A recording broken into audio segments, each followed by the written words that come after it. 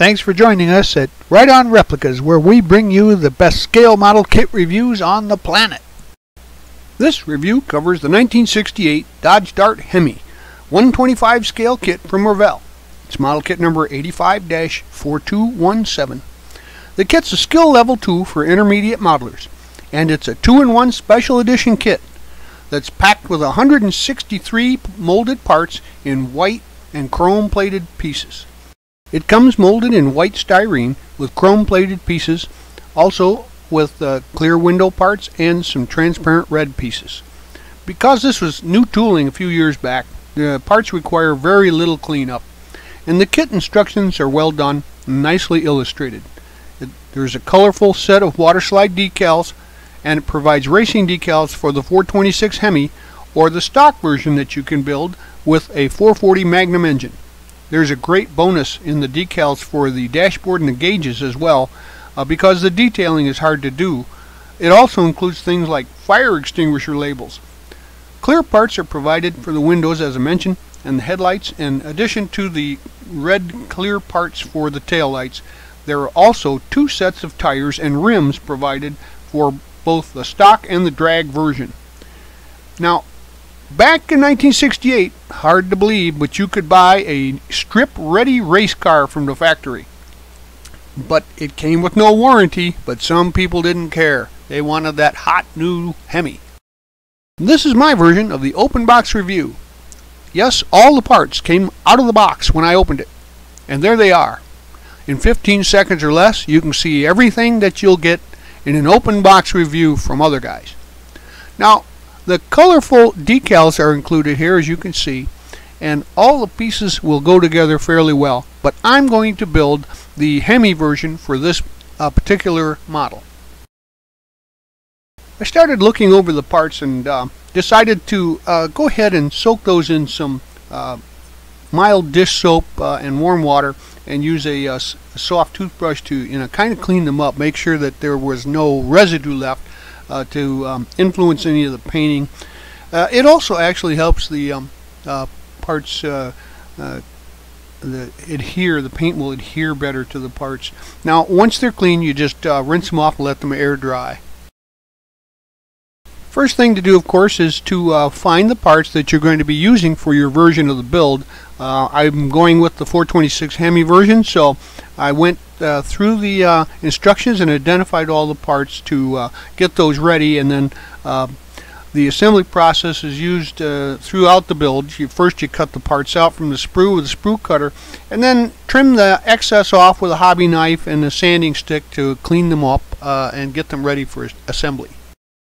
I used some super glue to start assembly with the motor, with the block halves and the transmission halves going together.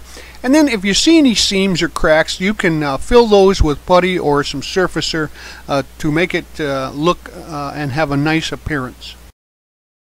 I decided to add some wiring and plumbing details to the engine, so once the main block section was completed, I began, and here's the importance of studying your subject, is to look at some pictures of the Hemi engine online, and then after locating parts that would get the wires and lines received, I used a pin vise to carefully drill some holes for the wiring, and then once drilled, I painted the engine and carefully installed the wiring and the lines. The engine goes together very well. Everything fits as it should, and it would look even good just without any extra detailing. But the additional details I added were wire, fuel lines, and a carburetor linkage from Detail Master, that's an aftermarket provider, and a pre-wired distributor from Preston's Car Parts. And there was also the wire looms made from scrap styrene and some size 0 crimping beads. They're available at craft stores for the connections to simulate hose fittings. Locate the parts to build the interior, and that consists of assembling the Hemi interior, adding the roll bar, the seats, and the dashboard.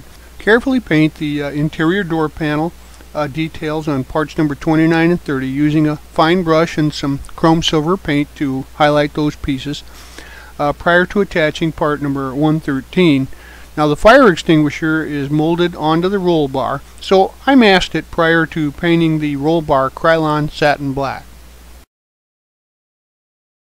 Masking the white plastic will make it easier and more bright to paint the fire extinguisher with gloss red paint.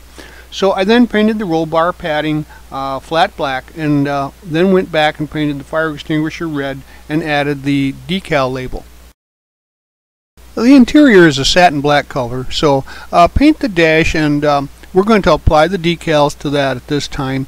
And once those are in place, I strongly suggest you use a decal setting solution to help those conform to the contours. And then once those are dry, you can pick out the knobs and buttons, etc. with a silver Sharpie or some chrome paint and get ready for the interior section. Assemble the interior pieces to the tub, roll bar, and the seats, the side panels. Then also install the column and steering wheel onto the dash, and then the dash into the slots provided on the interior tub. We'll deviate from the instructions at this point and skip ahead to step 5, leaving steps 3 and 4 for later. And prior to painting the chassis, I needed to remove the 2 exhaust locators that are used for the exhaust pipes with the 440 Magnum version of the Dart. Now, I used a rotary tool there to clean those off and smooth them out with some sandpaper. And this is an example of why you need to study your instructions first, because removing these at a later time would have caused some assembly problems. So make sure that you look things over before you dive in. Add the interior tub to the chassis, and now we have that subassembly completed minus the body. Everything fit together real well here. Now we can go back to step 3 and we'll turn our attention to the body and the body assembly for the Hemi version. The first thing I did was remove all of the GTS logos from the body. This is a drag car, so I removed the front turn signals because they don't turn. To accommodate those big drag slicks, we'll have to open up the rear fenders to make room for them. I used a modeler's chisel to remove the GTS logos, but you can use a sharp hobby knife. I used the rotary tool to enlarge the fender openings and then sanded them nice and smooth with some fine sandpaper. Install the Hemi firewall, that's 114 number part, and also the core support. These parts will be painted body color also. After wet sanding and letting the body air dry, I painted the interior of the cab area satin black to match the interior, and then I let that dry and then masked it off and went back over and applied a nice coat of good quality primer. Once again sanded that smooth and let that set up to dry. Then sand the primered body again with some 3000 plus grit sandpaper to remove any imperfections in the primer, and then rinse that off, let it air dry, and then apply several coats of body color. In this case I used orange from Tamiya, and again the body was set aside for a day in order for it to dry before lightly sanding with successively finer grits of sanding cloths to polish it out. Finally, I finished up the paintwork by applying several coats of Tamiya clear gloss prior to applying the decals and the chrome foil. Once she's dried, you can start by applying the largest side decals first, and then coat them with some microsol after putting them into position. Use plenty of warm water there to get them in the right spot, and once again brush those with some setting solution to let them settle, and it really makes them look better. Once the large side decals are dry, give the body a couple more coats of Tamiya clear gloss prior to adding the chrome foil and window trim. Now you can highlight the trim on your model with some foil, and that's like an adhesive tape that has a shiny surface to it. You just cut off a piece that fits your feature, stick it onto that, burnish it down, and then trim off the excess. After the foil has been applied and dried, we can add the remaining interior parts like the windshield glass, which you can install with some white glue, and then the radiator parts, and then we'll attach the body to the chassis. Start at the rear and drop the body onto the chassis by just pulling the sides out a little bit and then shoehorning it in. It should stay right there without glue. The tires are next, and they have a large seam in the middle of them, so I pressed and rolled that on some 120 grit sandpaper to remove that seam, and then a little finer grit to smooth it out. And then because the tires don't come with white lettering, I decided to go out in the aftermarket and buy some to apply those to the tire sidewalls. But first I sprayed the sidewalls with a clear gloss, and then applied the decals, and then once those were dry, I sprayed it with some dull coat too. It hides the gloss finish and makes everything look more natural. Assemble those front wheels in a conventional manner, and then we'll move on to the suspensions. Okay, and I deviated from the kit at this point by attaching the rear halves of the rims to the rear axle before attaching the axle to the leaf springs.